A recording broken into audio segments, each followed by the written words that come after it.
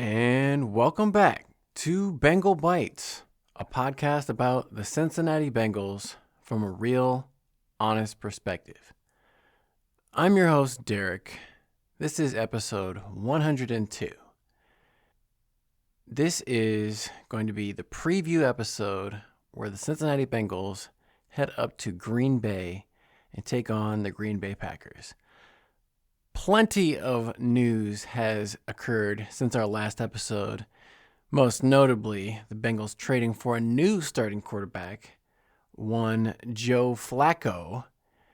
So we're going to have lots to discuss about that, but also do a preview of this upcoming game because it is a team game. It's not about one player. It's not going to be all up to Joe Flacco, just like it wasn't all about Jake Browning. But we'll discuss the demotion of Jake Browning, how the team is handling this new leader that they're going to have under center, and what we should expect from the Bengals in this game against the Packers. If you're new to this podcast, what you can expect from me and this show is lots of talk and thought and consideration about football and the Bengals, but no ads. I don't have any sponsors, so you don't have to worry about any dynamic messages interrupting what is already just such a brilliant podcast. Who would want to break this up with something terrible like a commercial? But I didn't record any episode as soon as the Joe Flacco news broke. This is a couple of days after the fact, that given me some time to kind of digest this because it was quite a shock. You know, Ja'Marr Chase, he had his interview today with the media, and he even said the first time he heard it, he thought T. Higgins was just joking around with him, that they weren't seriously trading him for Joe Flacco. But no, it's not a joke. This is real. This is really happening. The Bengals have traded with the Cleveland Browns, the first time since the Browns have come back to Cleveland in 1999. This is the first time the Browns and the Bengals have traded in season, and they tried to do a trade, I don't know how, maybe like 10 years ago, but something about they got it in too late to the league. The fax machine wasn't working. They tried to trade A.J. McCarron. That's what it was. The Bengals were going to trade A.J. McCarron to the Browns, but couldn't get it done in time. This time, the Bengals get it done, I guess. They did it. They did something. Why? Why did they do something? Well, because Jake Browning was terrible, as he even admitted after the game on Sunday, after the game against the Lions. Another 3-interception performance by Jake Browning, and he said, you can't win a bunch of games when your quarterback throws 3 interceptions. He took all the blame. Zach Taylor tried to jump in front of the truck and say, no, this is my fault. Don't do it, Jake Browning. But Jake Browning said, nope, I got to take the heat on this one. Or as Zach Taylor would say, he's being accountable for it. And they made him accountable, but they didn't kick him off the team. Jake Browning is still the backup quarterback. So if you're a fan of Jake Browning for whatever reason, don't worry. He hasn't left just yet. He's still waiting in the wings. But they decided, upon further review, they just could not move forward with Jake Browning as the starting quarterback. And I would have to agree.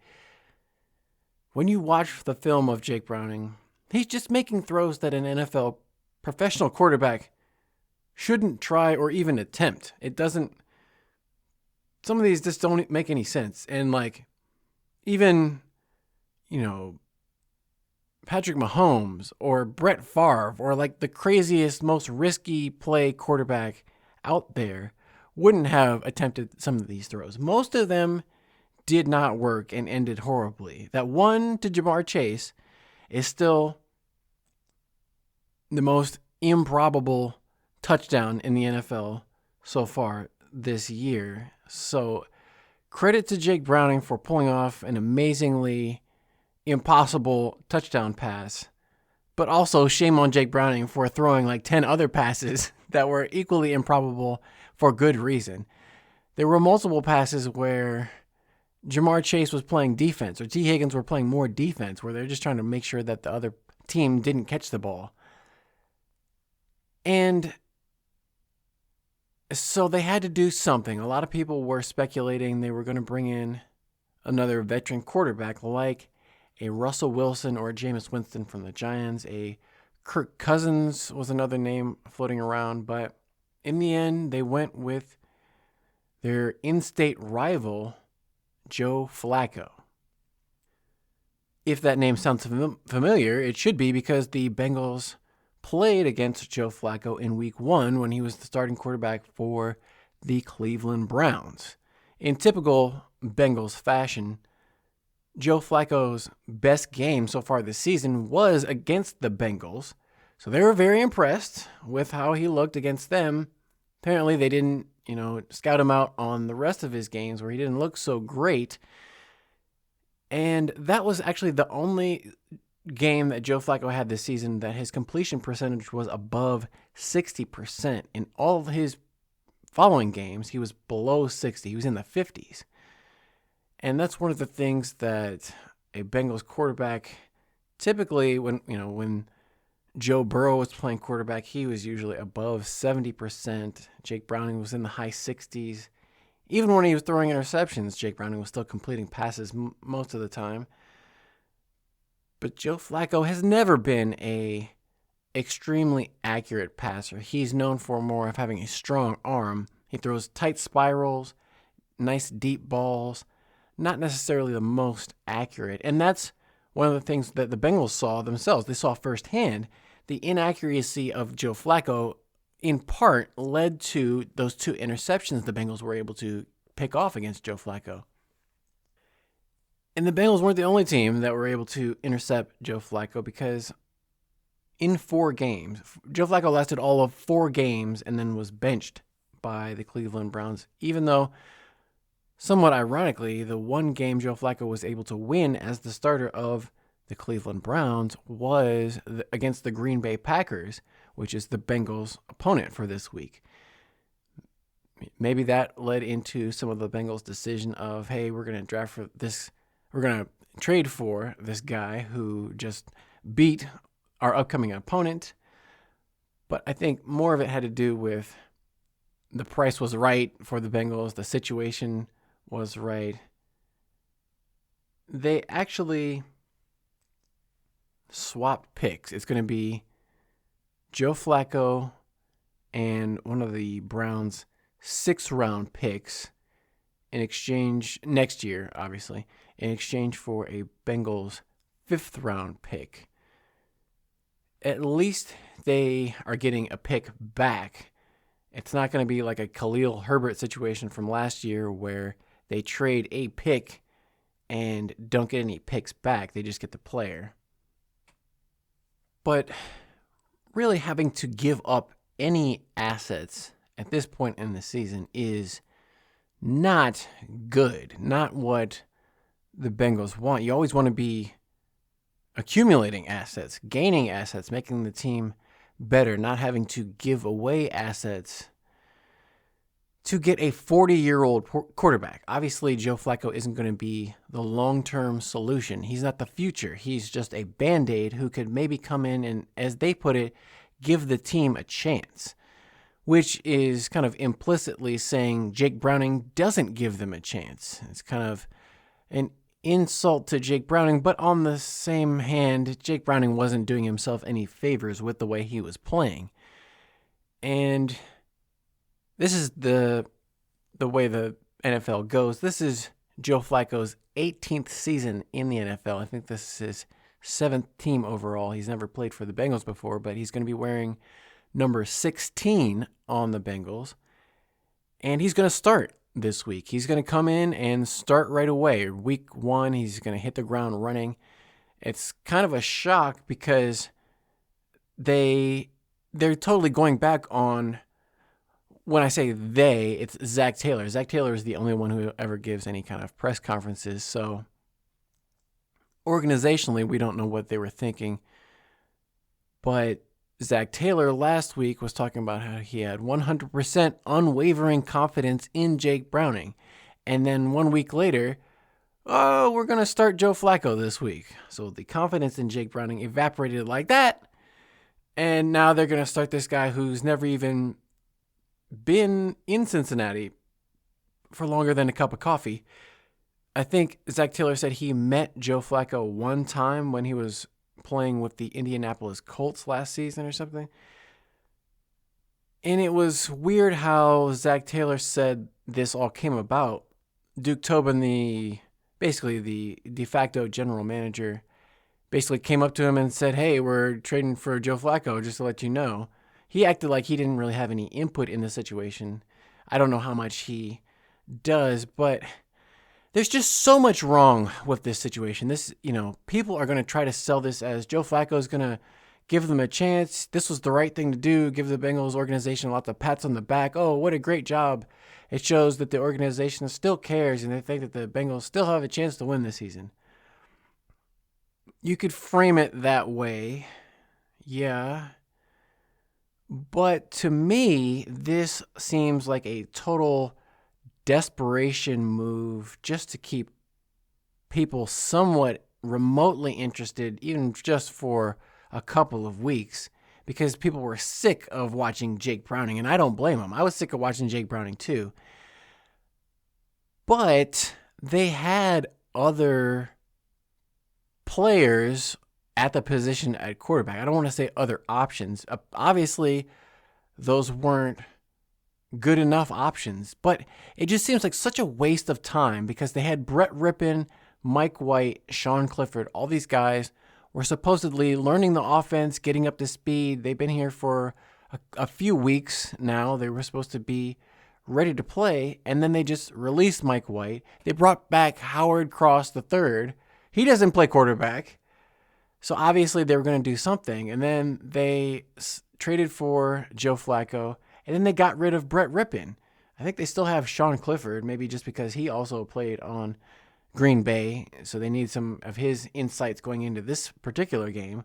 Maybe he can play. I don't watch practice to know how the quarterbacks on the practice squad are looking, but the fact that they brought these guys in, they invested all this time to get them ready, and then just released two of them. Such a waste of everyone's time. The coaches, the players. Why did they bring these guys in if they couldn't play? Did they think that they could play? It just, organizationally, is a sign of dysfunction and ineptitude and chaos, and like they don't really know what they're doing and don't seem to have a real plan other than, man, can you believe how lucky we got getting Joe Burrow and Jamar Chase? And, well, I guess they think they were just going to be able to capitalize on that for the next 10 years. And this, I don't know. There's just like a lot of organizational, I don't want to call it decay, but decline. Maybe I'm calling the death knell too soon. Maybe I'm getting too overly negative. But the fact that they had to give up resources in going into week 6 of the NFL season, this isn't the time where you want to be trading draft picks or trading down in the draft to bring in a 40-year-old quarterback.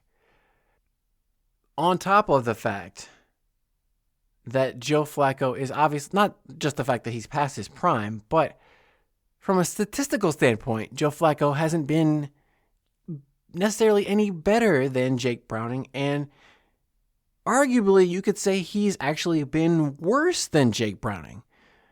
So they traded for Joe Flacco, like one of the only quarterbacks who has worse statistics this year than their current quarterback, and this quarterback was benched by his team after they went 1-3, and now they're starting their rookie third-round pick, Dylan Gabriel, the Cleveland Browns, and he looked decent in his outing, so that's why they feel like they don't really need Joe Flacco anymore. Like, hey, we got this rookie, he looked pretty good. All right, if we lose Joe Flacco, so be it.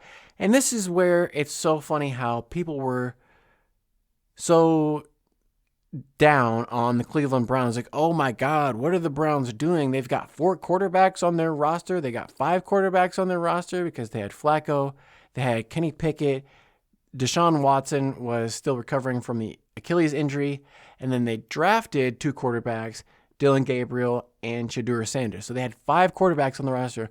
Oh man, what are the Browns doing? Oh, well, they were able to trade Kenny Pickett for a draft pick, and now they've traded Joe Flacco for an improved draft pick, and now they've got 2 rookie quarterbacks they can evaluate, and if they don't like either one of them, no big deal, because they got a bunch of other draft picks from the Jaguars. They'll be able to trade up even further and have all this draft capital for next year because the Browns don't really want to win. So the Bengals are actually doing the Browns a favor by taking Joe Flacco off of their hands and giving away draft capital to do it. From the Browns' perspective, I totally understand this move. From the Bengals' perspective, this is just sad that this is what it's come to. I don't know that there were any better options available, but this was not the time to be trading for quarterbacks. The time to be trading for quarterbacks was in the off season, in the summer, in the spring, not in the middle of the season. But this is what we have to watch, and hopefully it will be better than Jake Browning. But realistically, how long is Joe Flacco going to be able to stand up behind this offensive line? Because Jake Browning has been taking a lot of punishment, and he's a relatively young man back there. I think he's 29, Jake Browning, maybe going on 30, 10 years younger than Joe Flacco. And I'm sure he's been having to ice up after some of these games with some of the hits he's been taking. Now Joe Flacco, who he's got to be the most immobile quarterback in the NFL. Maybe him and Aaron Rodgers, Kirk Cousins, I don't know. But definitely not someone who's going to be able to threaten with his mobility. And that's one of the things that you got to worry about. A guy like Joe Flacco, he doesn't know the offense. He doesn't know the plays and the nuances. He just got there this week from a trip to London with the Cleveland Browns. They didn't leave him at home or anything. Like, the Browns took Joe Flacco with them to London. He gets home. Hey, by the way, you're getting traded to Cincinnati. Rough couple of weeks here for Joe Flacco. International travel after he gets benched. Then he's coming to Cincinnati. But that's... So the lack of mobility, it's not like he can come in and if the play breaks down, he can, just make something happen with his feet. Like, he's not like a Justin Fields or something where, if he doesn't see somebody open, he can just scramble and pick up a first down. He's going to use his feet as a absolute last resort. But that's going to be where Jamar Chase and T. Higgins and Andre Yosivas, Mike Gesicki, guys who are professionals, even Chase Brown, I don't want to forget him, but they've got good receivers who can get open if the offensive line can keep Joe Flacco upright. That's part of the problem is the Bengals have the number 32 overall offense in the NFL, the number 32 rushing attack, number 29 in passing, number 29 in scoring. They can't open any holes. They can't really get a whole lot of anything going on offense. Defensively, they're not a lot better. They're ranked 30th overall, 30th in scoring, 29th in passing, and tied for 24th in rushing. So, not much to hang your hat on. On the opposite side of the ball, the Packers are coming off their bye week. They're going to be fully rested. They may even get a couple guys back from injury who were dealing with different things that kept them on injured reserve to start the season. Christian Watson, the receiver, he had an ACL injury, and he is coming back, starting to practice, yet to be seen whether or not he plays in this game. Of course, Packers traded with the Dallas Cowboys at the beginning of this season, and they had Micah Parsons, who allegedly had been dealing with that lower back injury. That's why he hadn't been practicing with the Dallas Cowboys coming into training camp. But then as soon as he got to the Packers, he was able to play. So if he did have a back injury or not, either way, Micah Parsons is going to be fully rested and ready to go and get after Joe Flacco. And Bengals, unfortunately, are going to be dealing with some injuries along their offensive line, but they will maybe be getting some help there. So Dylan Fairchild, their rookie left guard, he dealt with a knee injury. He was able to finish the game, but he hasn't practiced so far, the first couple of days of practice. We won't know up until game time whether or not he'll be able to play. It may have to be Dalton Reisner, but they are also getting Lucas Patrick back off of injured reserve from that calf injury that he suffered in the first half of that Week 1 game against the Browns. Lucas Patrick may come back.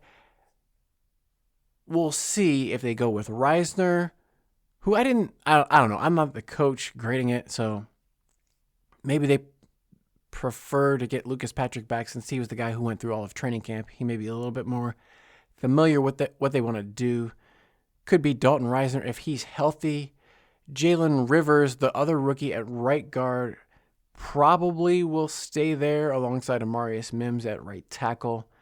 Ted Karras will be there at center. It's going to be a couple of old grizzled veterans. Ted Karras, in one of his media interviews, said, hey, with Joe Flacco, now at least I'm not the oldest person on the team anymore. So he's got that going for him. Offensively, Jordan Love, the quarterback for the Packers, he had a thumb injury on his non-throwing hand, but he's been able to play through that. He should be fine. One of the players to watch on the Packers is running back Josh Jacobs. He has 4 touchdowns, but he's a little bit down in his yards per carry, only 3.3 yards per carry. A little bit more than Bengals running back Chase Brown, but apparently the Packers have been dealing with some injuries on their offensive line, so they may be getting a little bit healthier because they're coming off that bye week. The Packers' most recent game was a crazy game in Dallas, 40-40 tie, went into overtime, and even overtime wasn't enough. They had a last-second field goal just to get to the tie, I think it was. So crazy game. And then, like I mentioned, the game before that was where they lost 13-10 on a 55-yard field goal at the end by Andre Schmidt for the Cleveland Browns when Joe Flacco was playing for them. So 2 weeks ago, I think it was, or 3 weeks ago now, was when they saw Joe Flacco. So the Packers haven't had a win in over 3 weeks now, and so they are chomping at the bit. Micah Parsons in his interview said that, they, at this point, they should all be ready to kick some butt, and it doesn't matter who the opponent is, whether in who's coming into play, whether it's Joe Flacco or Joe Burrow, whoever it is, whatever team it is. The Packers, if they want to be this Super Bowl contender that they claim to be, they should be able to take care of business and put a beat down on the Bengals. And that's the way that the odds makers are looking at this as well. It's a 14.5 point favorite for the Packers. Bengals are not anticipated to win this game, and they weren't anticipated to win the game last week against the Lions. This one on the road with Joe Flacco as quarterback. Bengals are multiple touchdown underdogs. It's not really that surprising that the odds didn't change after the Bengals traded for Joe Flacco. Even when they still had Jake Browning as their starting quarterback, they were 14-point underdogs. And when they got Joe Flacco, they were still 14-point underdogs. So the odds makers don't expect Joe Flacco. I wish it was Joe Burrow. They don't expect Joe Flacco to make much of a difference in this game, especially off of no time to prepare.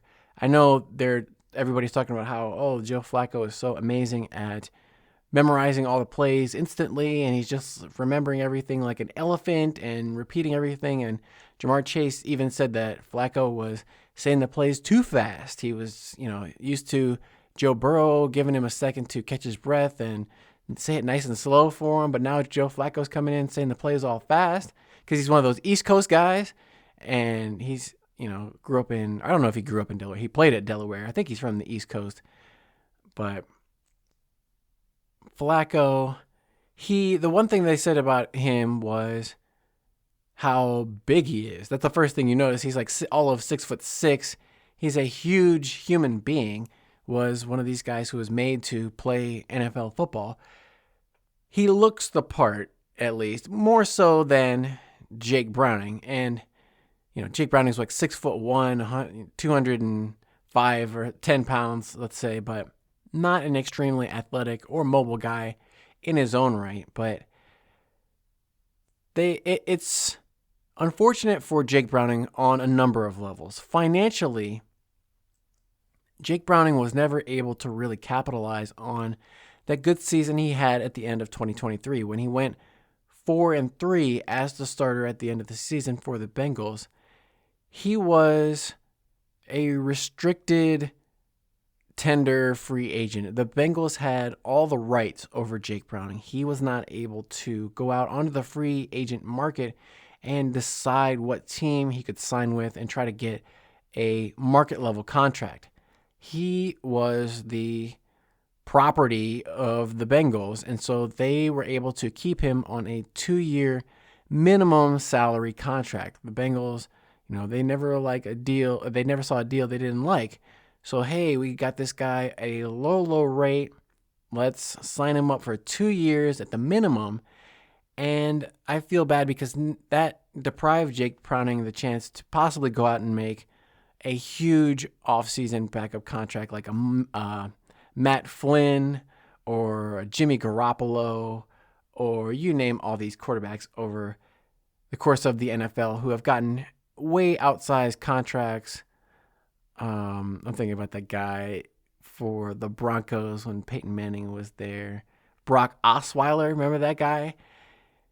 All kinds of guys who got paid way too much money. That could have been Jake Browning, but he wasn't able to do it. And now it's all ruined because they had to go out there and make him play and expose him to everybody that he's not a real NFL quarterback. So now he's never going to get that contract. Thanks a lot, Bengals.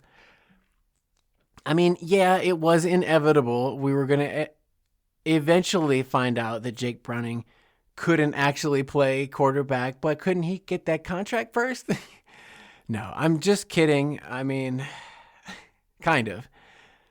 I mean, somebody's got to get paid. It might as well be Jake Browning, but doesn't look like that's going to work out to be the case. I hope the Bengals don't have to pay Joe Flacco too much money because that would be unfortunate. Because I don't want to speak it into existence, knock on wood, but Joe Flacco is an old man. If he gets hit a lot behind this offensive line, there's a high likelihood that he will not make it through the rest of the season unscathed. Lucas Patrick only lasted half of a game against the Bengals before he got injured and they had to put him on injured reserve. Somehow Jake Browning made it, but Joe Burrow, the starting quarterback, only made it a game and a half behind this offensive line, and then he was injured. So there's no guarantee that we're going to be watching Joe Flacco this entire season. There may be some more Jake Browning still in store for us. But for now, at least this game, it's going to be Joe Flacco throwing it to Jamar Chase and T. Higgins and all those favorites. And I guess the one thing that you could say about Joe Flacco is that if he decides to go deep, at least he'll have the arm to get it there and not look like Jake Browning where you're like, wait, did that hit the Skycam cables, or like did a bird suddenly fly in the path of Jake Browning's pass and it'll come up like 20 yards short of where it should have been? At least Joe Flacco will have that going for him, but he's got 2 touchdown passes and 6 interceptions and a couple other lost fumbles. So Joe Flacco has been a turnover machine, And from a QBR quarterback rating perspective, out of the 32 top quarterbacks, I think it was Charlie Clifford, one of the reporters for one of the Cincinnati TV stations, put out a tweet that was like number 32 and last was Cam Ward with the Titans. Number 31 was Joe Flacco, who the Bengals just traded for, mind you, second to last. Then number 30 was Russell Wilson for the Giants, who was benched, and Jackson Dart is now starting and looking pretty good right now on Thursday Night Football as we speak against the Eagles. But Russell Wilson, and then number 29, Jake Browning. So the Bengals, out of the bottom 4 quarterbacks, according to ESPN's QBR, the Bengals now have 2 of them. It's not really, I guess it's literally pick your poison, but in a bad way. Usually you say pick your poison, and that means pick your poison for the other people. But in this case, it's not really great options. I mean, I know there weren't going to be, there's not going to be a Pro Bowler just waiting in the wings out there. Although I doubt the Bengals inquired about a Snoop Huntley or somebody like that. But, I mean, they had Mike White on the roster and they let him go. I would have just preferred to just, throw Mike White or Brett Rippon out there. They couldn't have been that much worse than Jake Browning.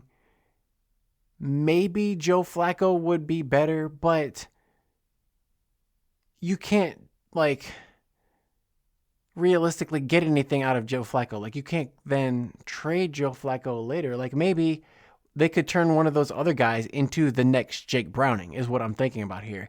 Is, okay, maybe Mike White, he all of a sudden looks good and they're able to sign him, or Sean Clifford, or whoever, Brett Rippon, whatever. But now they're just totally not giving up, but some of the players are said, oh, this is a good sign that the team still thinks we have a chance and they're doing something to give us a chance to win games.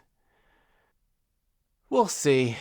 I don't expect them to win, especially not this game.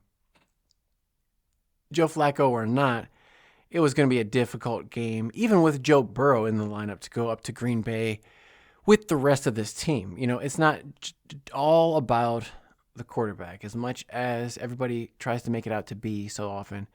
It's a team game, and part of it is defense and special teams. And speaking of special teams, I was so confused about what happened at the very end of that game. Probably nobody else was watching except for me and some Lions fans. But the Bengals, they just had the safety. They were down 37-24. Ryan Rico did the free kick on the safety, and then there was some kind of a penalty where the Lions took over 1st and goal at the 10-yard line after the kick. And I couldn't figure out what it was going on. But apparently it's a new rule in the kickoff system where, since you have to declare ahead of time whether or not you're going to do an onside kick, the rules are different between the standard kickoff and the onside kick. And apparently the onside kick can only go a maximum of 25 yards. This must be a new rule, but onside kick can only go 25 yards. The Lions fair caught it after it went 26 yards. So it went 1 yard too far. And apparently, I don't know how that would have been an onside kick other than if the Lions player had not caught it and dropped it after the fair catch, but whatever. So somehow, because of the ball going too far on the onside kick, that was unsportsmanlike conduct. And since they kicked off from the 20, instead of a 15-yard penalty, it was half the distance to the goal from the 20 to the 10. That's how the Lions took over at the Bengals' 10-yard line after a safety. Who knows if that's ever going to come up again, but now you know a little bit more about the kicking game for the 2025 season that I did not know. But on the injury front, let's just go through any of these. Oh, Shamar Stewart is the other big one I forgot. Shamar Stewart, speaking of defense, Shamar Stewart, first-round pick, has been out since that Jacksonville game, the same game that Joe Burrow went out, the second game of the season. He looked pretty good in the first game and got some pressures, didn't get a lot of tackles or sacks, but he was in there making himself known. And it looks like he's starting to practice this week on a limited basis. Hopefully he is able to come back, because that would be a good shot in the arm for a Bengals defense and a Bengals team that desperately needs some kind of injection of energy. They were asking the players, does Joe Flacco coming back give you a boost of energy? And they were like, sure, yeah. I mean, what are they supposed to say? Like, no, we know the season's over. Like, all the cameras are in front of them, the microphones are in their face. They got to say, oh, yeah, tons of energy, like a, B12 shot. I feel good.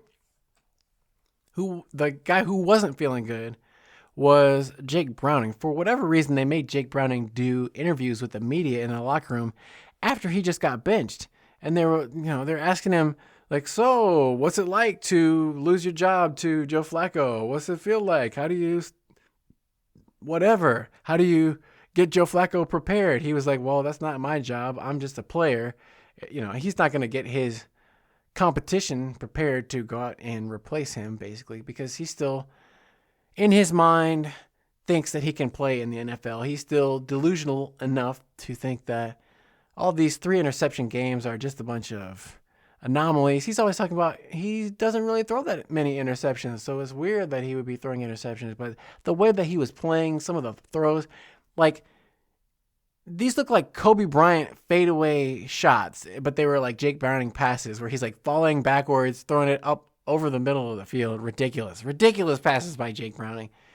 No business playing on an NFL field, but this is what the Bengals got themselves into. So I don't know. We'll probably see. Hopefully they try to run it more with Samaje Perine and Taj Brooks and Chase Brown. Give a little bit of a break to Joe Flacco, but that's not what the Bengals do. They're not a running football team. As much as it would really help to be able to run, they probably won't do it. I'm not expecting them to do it, but I also don't expect them to have a ton of crazy plays drawn up. Like, no more flea flickers. I'm pretty sure they're not going to try any more of those in the foreseeable future. That was insane that the Bengals, I keep going back to that game against the Lions, but the Bengals, do you realize the Bengals ran a flea flicker after Jake Browning had already thrown 3 interceptions? They're like, F it. Like, who cares? He's already thrown 3 interceptions. What's the worst that could happen? Let's run a flea flicker. And obviously, it ended in almost disaster. They got a strip sack fumble, but Orlando Brown was able to cover it up. And then, like, 2 plays later, they had a 64-yard touchdown to Jamar Chase. So it worked out in the end. But yeah, it wasn't enough to save Jake Browning's job for now. Like I said, we may be seeing Jake Browning sooner than you know, or sooner than any of us wanted. But that's why it's so strange for Jake Browning to still be around, still be giving interviews to the media, but he has to go through the embarrassment and public shame of getting benched. And I'm not trying to pile on Jake Browning. There's people, making like rude comments and insulting him and saying how terrible he is and all this stuff.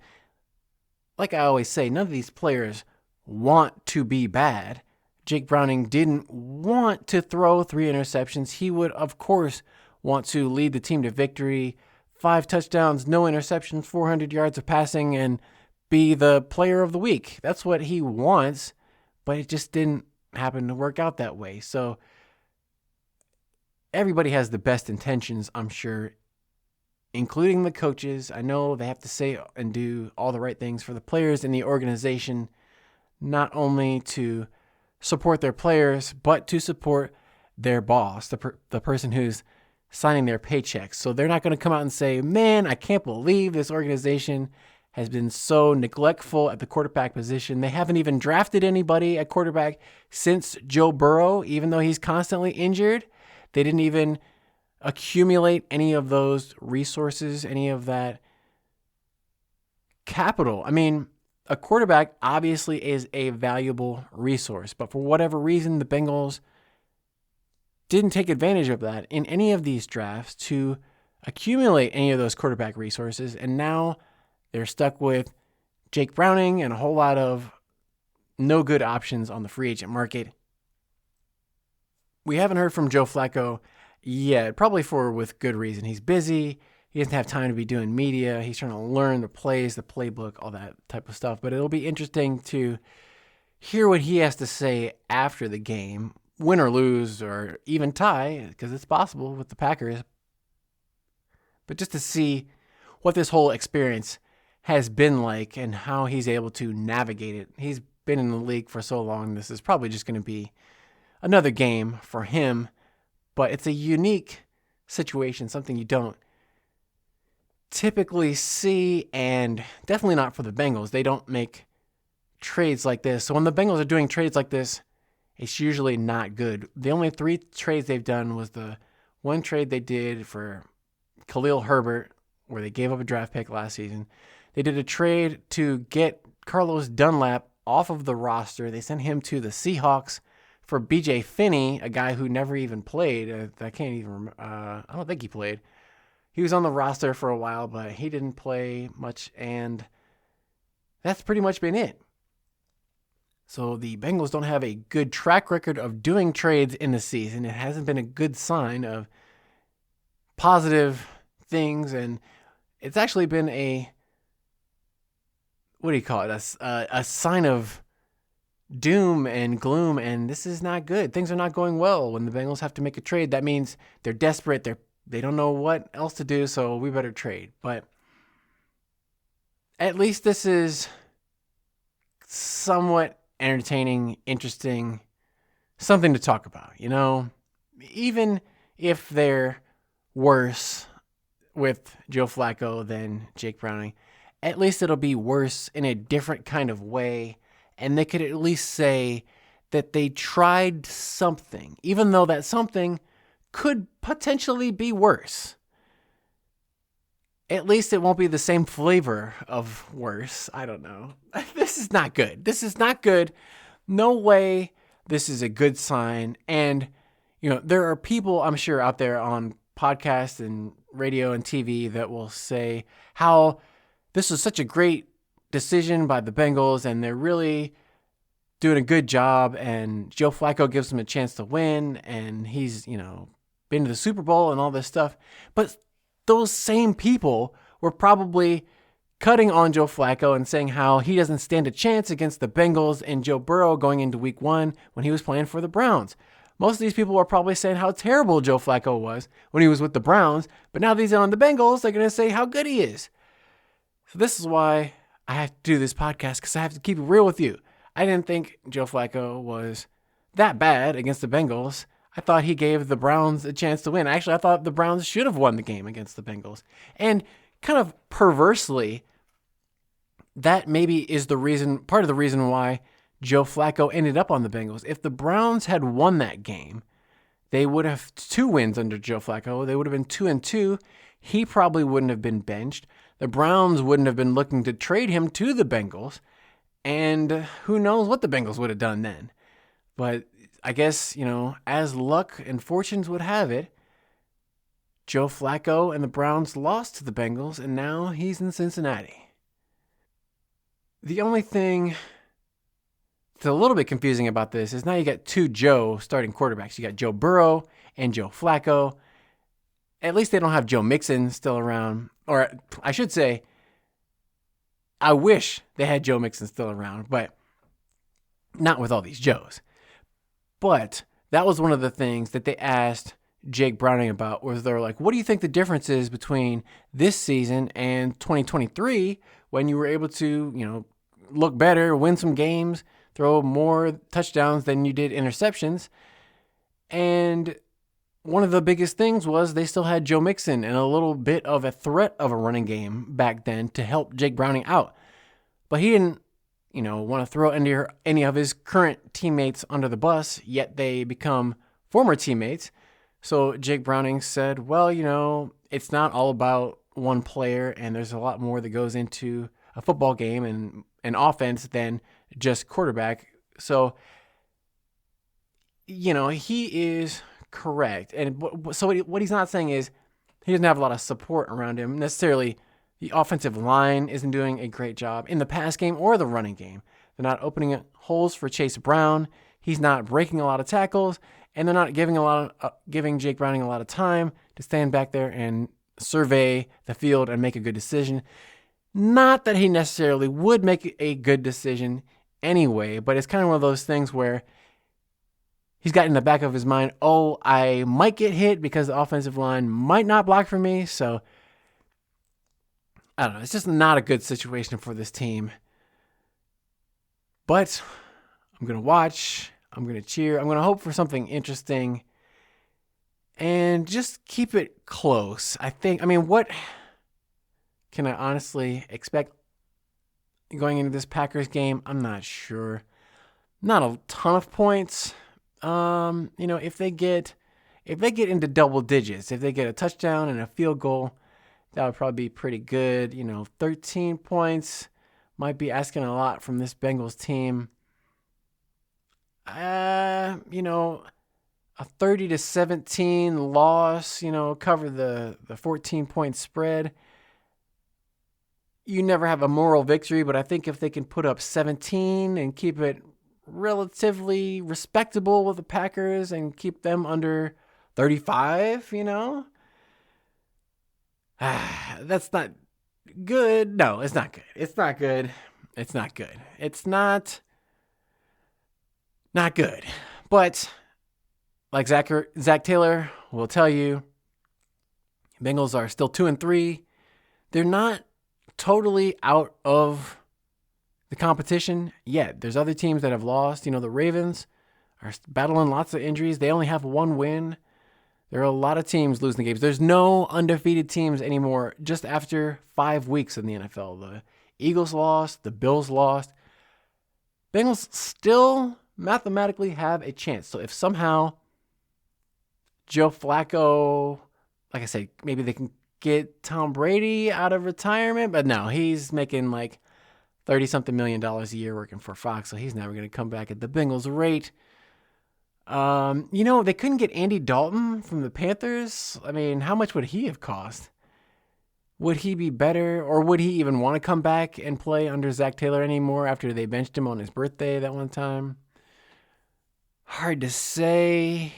I don't know. There weren't a lot of good options, but I don't feel great about Joe Flacco. I'll just leave it with that. But I do feel great about Jamar Chase and T. Higgins, the receivers. If he can get them the ball consistently, they might have something. And then it'll be on the defense to get turnovers. That's the one thing that they were able to do. Those first 2 wins, the defense was force turnovers. Then since then, they haven't gotten as many interceptions, fumbles, that kind of thing. So if they're going to have any chance, it's going to come down to somehow forcing a pass rush, forcing bad throws from Jordan Love or fumbles, something to get extra possessions and better field position. Special teams is going to have to do a better job. Maybe they get a block kick, something. Otherwise, this long season is going to just get longer and longer. But either way, we'll be back to recap it after the game and discuss whatever happened to this game. Just hopefully it was interesting and not a complete blowout dud performance by the Bengals. Just show me something here, Bengals. Show some signs of life. I'm going to keep asking for it until we see it. And it's going to eventually, the Bengals will show some signs of life here. They'll turn this thing around, right? That's what Zach Taylor gets paid for, right? Anyway, if you've listened all the way, make sure to subscribe, thumbs up, all the stuff. Leave a comment. Let me know, are you optimistic about Joe Flacco? Is he going to save the season? How many games do you think the Bengals are going to win with Joe Flacco? How many games is he going to last for the rest of the season is another question, but we'll break that down on the next episode. So thank you for listening. And I'm going to leave you with a WhoDey and stay hungry for more Bengal Bites.